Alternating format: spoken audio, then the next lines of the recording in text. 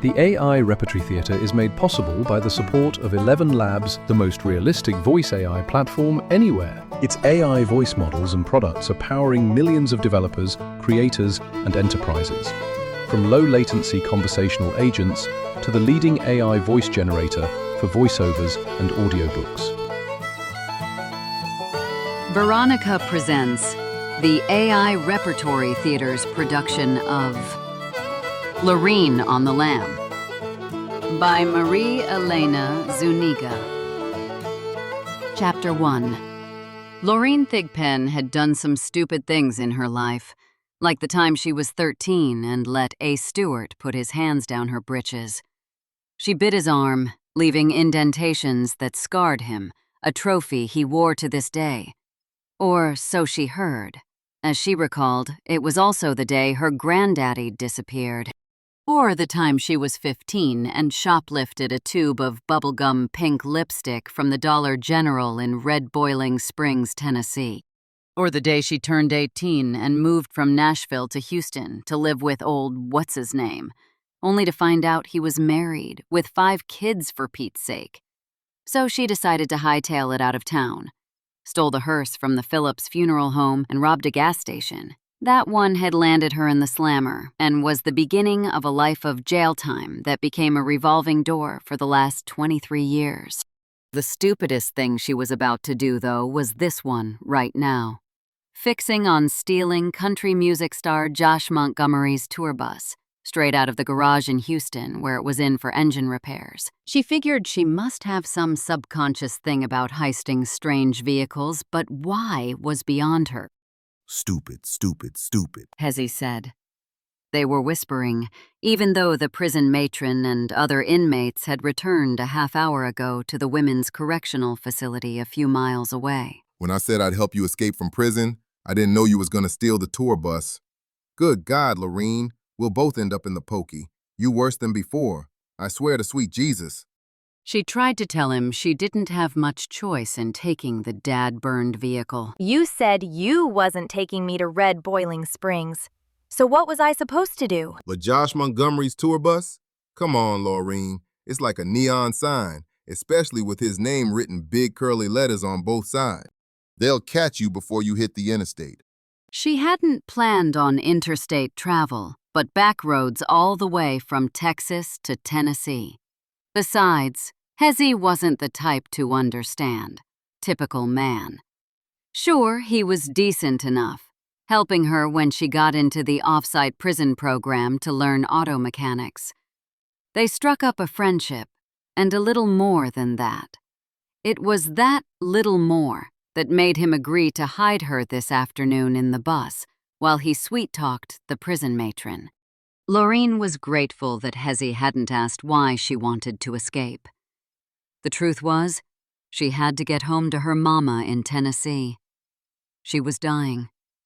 Or at least that's what her last letter said. Not that her mama hadn't claimed to be dying before. This time it sounded serious. I have the big C, and Dr. Hodges has given me less than a week to live. I must see you, daughter, before I go to meet my maker. Her mama always did have a flair for the dramatic. Took after her. Hezzy scoffed one day while they were making out in the tool shed as the other prisoners worked on a tractor engine. Then the letter had a mysterious P.S. There's money waiting for you. It has to do with your granddaddy's disappearance. There are some things I need to tell you if you can get here. Loreen barely remembered her Grandpa Mac, although the parts she did remember were good. He was the only one who seemed to take an interest in her. They'd sit in rockers on the front porch of an evening, and he'd tell her stories about Indians that roamed the woods in the foothills of the Cumberland Mountains, and about the healing properties of the mineral springs, and about a nearby cave he got lost in when he was a boy. Then he'd stare Loreen straight in the face and end each story with what she called his preacher voice. Always remember, child, ain't much on this earth worth taking with you. Follow the golden rule. Loreen hadn't exactly done that, much to her mother's sorrow. She was a no account now, as her people might say. and she was about to add theft of another vehicle and an escape from prison to her past crimes. Well, you gonna give me the keys to the bus or not? Loreen asked. Or you gonna turn me in? Don't get your drawers in a bunch, Loreen. I done helped plenty of women inmates over the years. He stopped short and got a dim-witted look on his face. So I was just another notch on your belt, Hezzy? Well, thanks for nothing. But I don't care what happens to this bus or you. I gotta get home to Mama before she passes. With that, Loreen snatched the keys out of his hands, bounded up the steps of the bus, and jumped into the driver's seat. He was screaming at her as she slammed the door. Who do you think the police are gonna come to first asking questions, Loreen? I'm gonna lose my job over this. You women are all alike. Trouble. Nothing but trouble. She ignored him, gunned the gas pedal, and barreled out of the garage. The last she saw was Hezzy's red face as she pulled out into the shadows of the city in search of the first country road.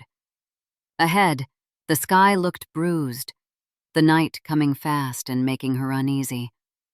She brushed the feeling aside as she did most things in life, and glanced at the side view mirror. Maybe Josh Montgomery or his people, surely he had some kind of people, wouldn't notice his bus missing. Why would they?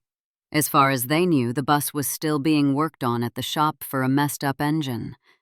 Besides, word was Montgomery had ordered another bus so he could go on his upcoming cross-country tour. If not for good old Hezekiah, she couldn't have done this, even though he was a scumbag like most of the men in her life. She gripped the steering wheel and started to push buttons, blinking and dancing around on the newfangled dashboard. She had never seen so many contraptions in her life. Best leave them alone. Her eyes darted again to the mirror.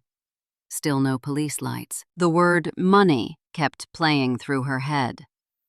Her granddaddy, as she recalled, was dirt poor. Yawning, Loreen tried to remember the circumstances around his disappearance that day she was fooling around with Ace. But she was too tired. She had been on the road for some hours and glanced at the clock on the dashboard, glowing at 11:15 p.m. The radio played a gospel tune and was lulling her into sleep. Her head jerked forward, then back. Dang it all, She said.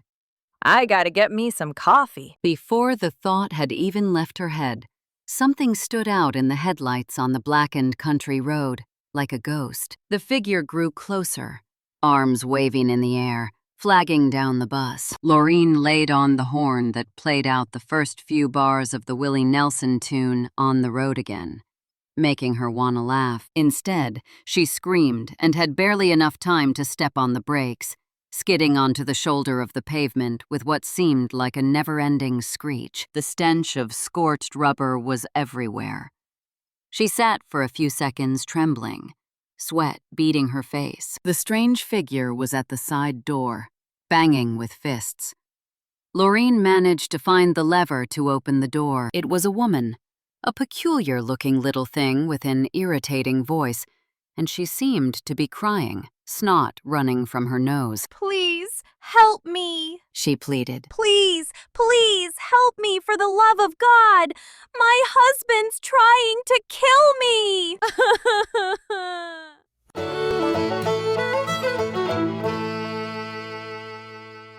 Chapter 2. Red Boiling Springs, Tennessee. Gertrude Thigpen was known as a woman with a mean temper and a heart of gold. The two seldom went together. But Gertrude had seen hard times, as most of her people did in these parts, and it had made her tough and tender. When a tornado had torn through town 20 years ago, she had to dig out her neighbor, Emily Watkins, from beneath a pile of bricks that had been her home. She cussed up a storm the entire time, and then nursed poor old Emily back to health. Now Gertrude was ill, dying. Outside, everything else was alive, as it always was in these hills. A whippoorwill called from a distance, and a soft wind fluttered the curtains she had stitched by hand. From her window, she could see the apple tree silhouetted in the evening sun, thick with fruit waiting to be picked and made into a pie. If she could be free of this bed and out there, she'd also pick some blackberries and make them into preserves. But she could hardly move, and each time she did, she coughed something terrible. In one of the ironies of life, Emily was now nursing her back to health. She'd visit in the morning and once in the evening, bringing Gertrude coffee, tea, and soup because, as it stood now, nothing would stay down. She also gave Gertrude her morphine to ease the pain because the cancer was spreading fast and nothing more could be done, the doctor said. Best call Pastor Thompson soon, She had told Emily this morning. My time has come. Now hush up, Gertrude. The Lord ain't ready for you yet. Besides, what will he do with you over there? I need you here, just in case another tornado blows through town. She had said the last part with a deep laugh, and Gertrude knew Emily was trying to cheer her up.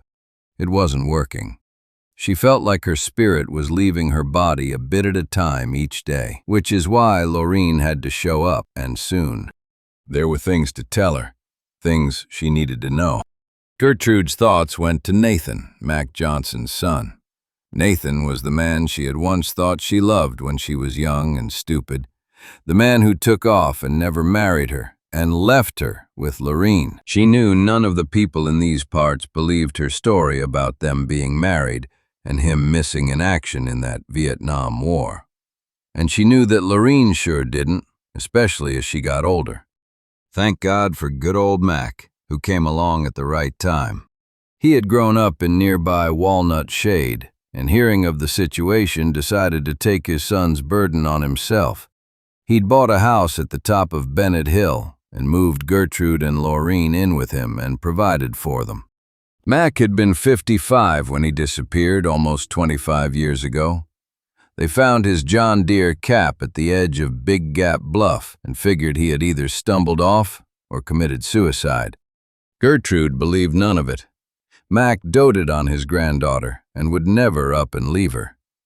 As to clumsy, Mac wasn't. He knew how to run saws and blades at the mill and was a careful man.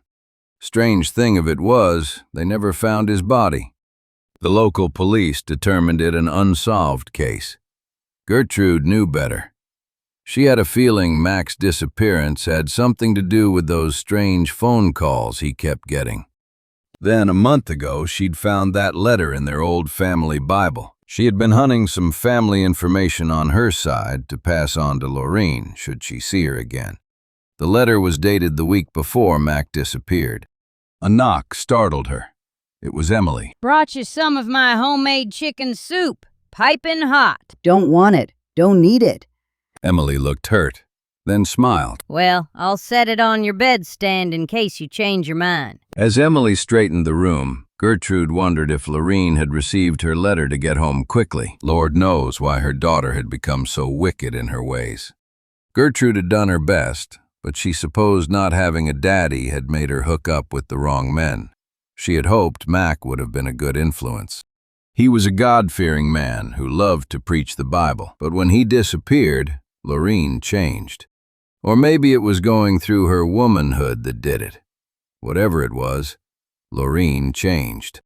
Gertrude grinned, thinking that if her daughter got home in time, Mac would have his wishes granted and Loreen could decide her own future. Yes, she had things to tell her, important things that could help along life's highway. She just had to manage to stay alive until her daughter arrived. Gertrude sat up and, to Emily's surprise, started humming The Old Rugged Cross. Think I will have a taste of your soup. You always was a good cook. Well, I'll be, Gertrude. You never cease to amaze me. Gertrude thought the same thing of Mac after she had read that letter.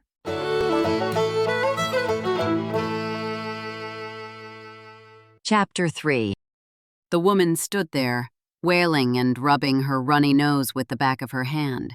She wore denim cutoffs frayed at the edges, a tube top that barely stretched across her ample bosom, lime green flip-flops, and a whopper of a bruise on her left cheek.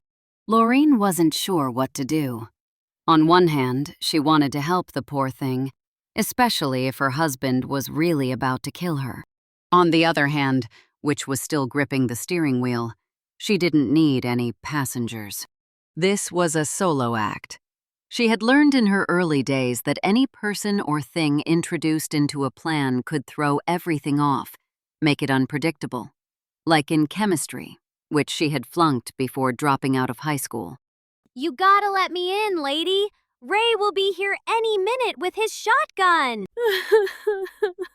The woman let out a loud sob.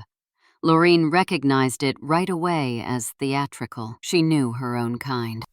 All right, get in. Loreen said. But I'm letting you out a piece yonder down the road where you can get help. I don't need no trouble with your man. The smell of beer and cigarette smoke clung to the woman as she brushed past Loreen and sat behind her. She was still sniffling. I'm Matilda Tilly Davis. Loreen didn't bother to turn around and introduce herself. The less known, the better. She did look at her in the rearview mirror, though. Tilly was trembling and as white as bleached flour, reaching into her hip pocket. Mind if I smoke? Suit yourself, but that stuff'll kill you quicker than your husband will. Loreen had said it in her best preacher voice, a trait she reckoned she inherited from her grandpa. She pressed on the gas pedal and steadied the bus back onto the road. After a few seconds, Tilly asked, What is this bus? I thought I saw a name on the side. Are you like one of them famous country singers? Here we go. Listen, Matilda. Loreen decided to use Tilly's full Christian name. That should put her in her place, just as her mama had done when calling her Loreen Angel Thigpen. Why her mama had given her the middle name of Angel always puzzled her, until her grandpappy told her the real story behind it. Seems his son Nathan, her own daddy, wherever he was, had taken to calling her that when she was born. As Loreen grew older, she figured her daddy had never been in the picture at all, and the story was a lie. She focused on her new unwanted passenger. Seems I'm the one who ought to be asking questions. Like, why in the Sam Hill were you out on the dark road at this time of night? And why in the world is your husband trying to kill you? Tilly blew out a puff of smoke, making Loreen cough. It's a long story. It always is. Well, talk fast, sister, 'cause I'm letting you out in a few miles. Please don't! Ray'll find me quicker than greased lightning. He's the police chief around these parts. Loreen slammed on the brakes and pulled over to the side of the road. A few cars passed, one honking its horn with a kid leaning out the window shouting, "Woohoo! Josh Montgomery, long live country!" Last thing she needed right now was attention, of any kind, but especially from the police. Out, Loreen said. Please, please, take me wherever you're going. I don't care. I just gotta get away from him. He's mean, and he's crooked as a $2 bill. Reason he tried to kill me is I found out about his dirty business. Loreen wasn't interested. Let Tilly figure this one out herself. Look here, Matilda. You ain't what I need right now. So get. She had purposely left out the part about escaping from prison and stealing Josh Montgomery's bus. She didn't owe this stranger any explanations. Tilly got up and stood beside her. She looked around at the front compartment, then started walking to the back of the bus. Loreen jolted out of the driver's seat. Hey, you can't go back there. Says who? Tilly was getting a mite snippy, Loreen thought, especially since she had done her such a good deed as picking her up and not running her over. She watched as Tilly opened a sliding wooden door in the middle of the bus and disappeared behind it. Shoot fire. Loreen didn't even know what was back there, not having had time in stealing the bus and yelling at Hezzy. She plopped onto the overstuffed couch that lined the side of the bus and thought about dragging Tilly out of there, but she was too plumb tuckered out. So much for doing good unto others and following the golden rule. When Tilly finally returned, she was wearing an oversized spangled jacket, her eyes peeking out from beneath a black velvet cowboy hat. She whirled around to show Loreen the back of the jacket. The name Josh Montgomery was scrawled in rainbow-sequined letters from shoulder to shoulder. Tilly's face had some color in it now, and she pointed a finger at Loreen. You didn't tell me you knew Josh Montgomery. I'm one of his biggest fans. This is his bus. Where the hell is he? Loreen was stumped for an answer, and Tilly, being one of her kind, knew something was up. She stood in front of Loreen, arms crossed, tapping one foot, making a thudding sound with her flip-flops. And why ain't there no other people on this bus? Just you. Stumped again. Loreen had learned something about distraction from Charlie Pistol, and it was time to use one of his tactics. She always told him that his last name fit. He was a pistol, all right, from the top of his raven black hair way down to the tips of his genuine leather cowboy boots. Promised her the sun, the moon, and most of the planets in between. That Tennessee looker and heartbreaker.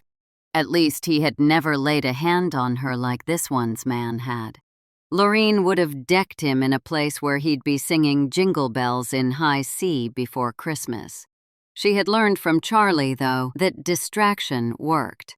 He had been traveling through Red Boiling Springs when she was 16 and told her he was working for some hotshot record producer in Nashville. Working there on weekends, he'd say, after they had a healthy roll in the hay, and telling her he'd come get her directly. She'd believe his stories. One more recording session, sweet thing, and I'll be there in Red Boiling Springs for you know it. Take you away from that place and we'll be together. Right. Charlie Pistol was boffing another woman on weekends and helping hisself to Loreen in between. Oh yeah, Charlie boy was good at distraction. And lies. Loreen stood up and faced Tilly. So, wanna meet him? Who? Josh, of course. Well, duh!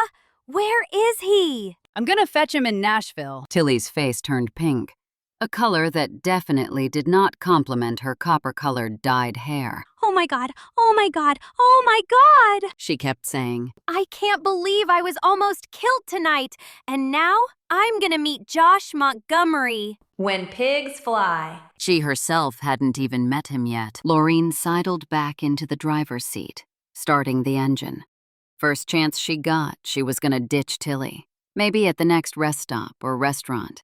She sure had to get some coffee, or she was going to fall asleep at the wheel. What should I do? Tilly asked from the back seat. I mean, can I do anything? It was a nice thought, but right now she wanted Tilly to shut up and was about to tell her to do that when the blinking blue light of a police car pulled up beside the bus. Loreen's heart jumped in her chest. Dad, burn it all. She had to think fast because she sure wasn't going back to prison. No siree, Bob. Being sent back to the slammer right now was not an option. She had to get home to her mama.